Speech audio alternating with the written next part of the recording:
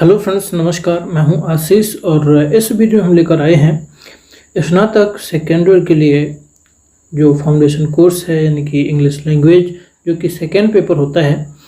जैसा कि फ्रेंड्स आप जानते हैं कि बहुत से स्टूडेंट्स के पास में बुक्स नहीं होती है इन फाउंडेशन कोर्सेज की, और बुक्स उन्हें उपलब्ध भी नहीं हो पाती है मार्केट में जहाँ पर वो पढ़ाई करते हैं आसपास। तो यहाँ पर हम उनके लेकर आए हैं कि आप अगर आपके पास में मोबाइल है और यदि आपने हमारे चैनल को सब्सक्राइब कर रखा है तो हम आपको जो बुक रहेंगी उनसे सभी लेसन्स आपको पढ़ाएंगे और इनसे बहुत बेहतर तरीके से आप प्रत्येक लेसन को समझ पाएंगे। जैसा कि आप जानते हैं कि अधिकांश छात्र 2020 सूर्य सीरीज या ऐसी इस तरह की अनेक तरह की गाइड्स बाज़ार में उपलब्ध हैं, उनको लेकर पढ़ाई करते हैं। इससे परिणाम ये होता है कि वो पास तो हो जाते हैं, लेकिन जो वास्तविक जो नॉलेज है वो उन्हें प्राप्त नहीं हो पाता है।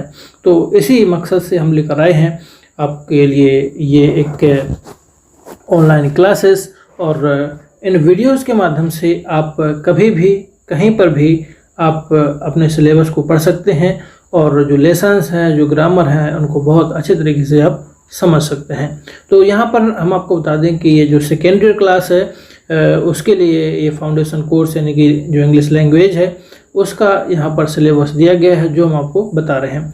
मैं फ्रेंड्स आपको बता दूं कि जितने भी वीडियोस हैं, जो भी लेसन हम पढ़ाएंगे, उसके नीचे डिस्क्रिप्शन में आपको लिंक मिल जाएगा। आप बहुत आसानी से उसका PDF डाउनलोड कर सकते हैं और आप उसको अपने मोबाइल में रख सकते हैं। यानी कि इससे आपको क्या होगा कि आपके पास में बुक्स नहीं है तो जो बुक्स का जो पूरा कंटेंट है हम आपको PDF के माध्यम से उपलब्ध करा देंगे, और जिनको आप बहुत बेहतर तरीके से डिस्क्रिप्शन में अध्ययन कर सकते हैं। तो चलिए शुरू करते हैं। यहाँ फ्रेंड्स देखें कि ये जो इंग्लिश लैंग्वेज है फाउंडेशन कोर्स सेकेंड ईयर स्नातक द्वितीय वर्ष के लिए, तो चलिए देख लेते हैं। यहाँ पर फ्रेंड्स देखें कि आपकी जो अंग्रेजी भाषा है द्वितीय प्रश्न पत्र है, उसमें आप यहाँ पर देखेंगे यूनिट फर्स्ट जो है उसमें आपके सभी लेसन्स रहेंगे, और ये टोटल जो लेसन है वो 6 लेसन यहाँ पर दिए गए हैं। जैसा कि फ्रेंड्स आप जानते हैं कि कक्षा 12वीं तक आपको जो लेसन्स रहा करते थे वो लगभग 17 से 18 लेसन हुआ करते थे, लेकिन अब ये क्योंकि फाउंडेशन कोर्स है और यहाँ पर आपको बस इंग्लिश से परिचित कराया जाता है, यानी कि आप ऐसा समझें कि आप इंग्लिश भूल ना जाएं, इस मकसद से आपको पढ़ाया जाता है। इंग्लिश भी होती है और हिंदी भी आपको हर साल पढ़नी होती है, और जो उद्यमता हो गया और आपका पर्यावरण हो गया और कंप्यूटर, ये बदलते रहते हैं तीनों साल में। यानी कि फर्स्ट साल में आपको उद्यमता होता है और दूसरे साल में आपका शायद आपका होता है पर्यावरण, और जो फाइनल होता है उसमें होता है आपका कंप्यूटर साइंस। तो यहाँ पर देखें फ्रेंड्स कि हम आपको यहाँ पर बता रहे हैं कि इनका मकसद आपको अंग्रेजी भूल ना जाए, आपको अंग्रेजी का थोड़ा मोड़ा नॉलेज बना रहे, इसलिए आपको ये सिलेबस में जोड़ा गया है। लेकिन जो बच्चे इंग्लिश को पढ़ना चाहते हैं वो इंग्लिश लिटरेचर ले लेते हैं, तो उनको एक सब्जेक्ट के रूप में पढ़ना पड़ता है और साथ में उन्हें ये लैंग्वेज, ये पेपर भी पढ़ना होता है। तो चलिए हम आपको यहाँ पर बता रहे हैं कि यहाँ पर आपको जो सिलेबस रहेगा वो कैसा रहेगा, क्या क्या चीज़ें आपको पढ़नी होंगी इस पेपर में। तो यहाँ पर देखिए जो फर्स्ट लेसन है वो है ट्री, और ये एक पोएम है जिसे लिखा है टीना मॉरिस ने, जो कि पोइट हैं। आगे देखिए नाइट ऑफ द स्कॉर्पियन, इसे लिखा है नेसिम एजकील के द्वारा। और जो अगला लेसन है वो है ईदगाह, और जैसे कि आप जानते हैं कि ईदगाह जो लेसन है उसको आपने हिंदी में पढ़ा होगा कई बार। ये लिखा है मुंशी प्रेमचंद के द्वारा, और यहाँ पर जो आपकी बुक है उसमें यहाँ पर अंग्रेजी में ट्रांसलेट किया गया है खुशवंत सिंह के द्वारा। आगे देखिए जो फोर्थ लेसन है वो a letter to God, Gregorio Lopez y Fuentes इसके राइटर हैं, और translated by Donald A Yeats, यानी कि डोनाल्ड ए येट्स के द्वारा इसको अंग्रेजी में ट्रांसलेट किया गया है। आगे देखिए जो फिफ्थ आपका लेसन है वो है God sees the truth but waits, ईश्वर सच्चाई देखता है लेकिन इंतजार करता है। इसका ये भावार्थ हो जाएगा, और इसको लिखा गया है लियो टॉल्स्टॉय के द्वारा। आगे देखिए जो सिक्स्थ लेसन रहेगा वो है आपका माई बैंक अकाउंट, और इसको लिखा गया है स्टीफन ली कॉक के द्वारा। तो इस तरह से फ्रेंड्स आप देखते हैं कि ये आपकी फर्स्ट यूनिट हो जाती है, जिसमें आपको टोटल 6 लेसन्स का स्टडी करनी है, और इनके आपको क्वेश्चन आंसर भी लर्न करने होंगे। इनके कुछ ऑब्जेक्टिव टाइप पे क्वेश्चन भी आते हैं, और क्वेश्चन आंसर भी आपके एग्जाम में पूछे जाते हैं। चलिए आगे हम इसकी जो सेकेंड यूनिट है उसमें हम बात करेंगे आपको क्या क्या चीज़ें पढ़ने को मिलेंगी।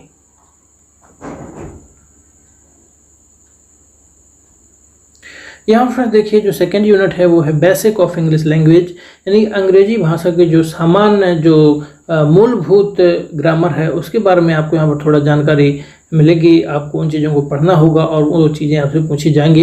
यहाँ पर देखिए idioms, phrases and proverbs. Idioms means होता है मुहावरे, यानी कि इंग्लिश में जो आइडियम्स होते हैं उनको आपको यहाँ पर पढ़ने को मिलेंगे और आपके एग्जाम में भी आएंगे।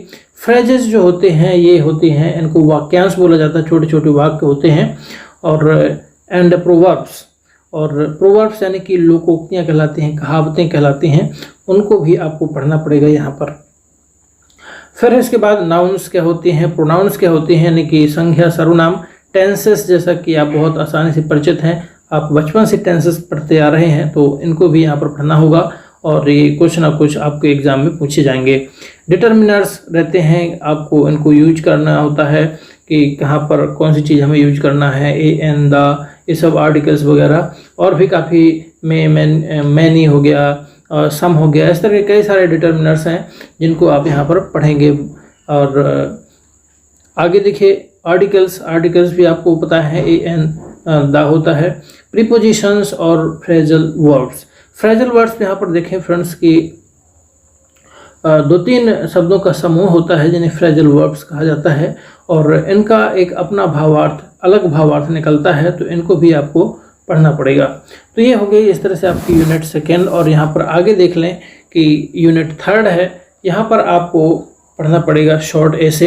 यहाँ पर कोई खास टॉपिक आपको दिया जाएगा, उसमें एक छोटा सा निबंध लिखने के लिए दिया जाएगा, लगभग 100 शब्दों में। वहाँ पर डिसाइड कर दिया जाता है कि आपको जो निबंध है कितने शब्दों में लिखना है, 100 शब्दों में, 150 शब्दों में, तो ये वहाँ पर लिखा आएगा कि आपको कितने शब्दों में लिखना है। तो बहुत ही शॉर्ट रूप में दिए गए टॉपिक पे आपको एक निबंध लिखना होता है इंग्लिश में ही। आगे देखिए यहाँ पर है कॉरेस्पॉन्डेंस स्किल्स, यानी कि यहाँ पर पत्र व्यवहार जो कला है उसके संबंध में आपको पढ़ाई करनी होगी। यहाँ पर रहेगा फॉर्मल और इनफॉर्मल लेटर्स, यानी कि जो फॉर्मल लेटर होते हैं और जो इनफॉर्मल लेटर होते हैं उनको कैसे लिखा जाता है, और आपके एग्जाम में पूछा जाएगा। किसी को बोला जा सकता है कि आप इसको लेटर लिखिए, या एप्लीकेशन जिस तरह से आपके आते रहे हैं टीसी के लिए, सीसी के लिए और बुक बैंक के लिए, ढेर सारे लीव के लिए, तो इस तरह से यहाँ पर भी आपको सीखने होंगे कि आपको फॉर्मल लेटर्स और इनफॉर्मल लेटर्स कैसे लिखने हैं, आपको एप्लीकेशन कैसे लिखने हैं। चलिए चलते हैं अगली यूनिट में। यहाँ पर देखिए जो आपकी फोर्थ यूनिट रहेगी, यहाँ पर आपको पढ़ना होगा ट्रांसफॉर्मेशन ऑफ सेंटेंस, यानी कि जो वाक्य रहेंगे उनको कैसे बदलते हैं इंग्लिश के, और यहाँ पर पैसेज आएंगी और उनको भी आपको बदलना होगा, इंग्लिश टू हिंदी और हिंदी टू इंग्लिश। तो यहाँ पर समझना सबसे महत्वपूर्ण बात है कि यहाँ पर आपको नॉलेज होना चाहिए कि हम इंग्लिश का अनुवाद कैसे करना है, और कोई चीज़ हिंदी में लिखी है तो उसको हम कैसे इंग्लिश में ट्रांसलेट करके लिखेंगे। तो यहाँ पर कुछ टेंस हो सकते हैं, कुछ सेंटेंस हो सकते हैं लिखे आएंगे आपके एग्ज़ाम में, उनको हो सकता है वो हिंदी में हो और आपसे पूछा जाएगा कि आप इनको इंग्लिश में लिखिए ट्रांसलेट करके, और वो इंग्लिश में भी हो सकते हैं और आपसे पूछ सकते हैं कि इनको आप हिंदी में ट्रांसलेट करके लिखिए। इसी तरह एक छोटी सी पैसेज हो सकती है, वो आपकी अंग्रेजी में आ सकती है और आपसे पूछा जाएगा कि आप इसका जस का तस भावार्थ हिंदी में लिखिए।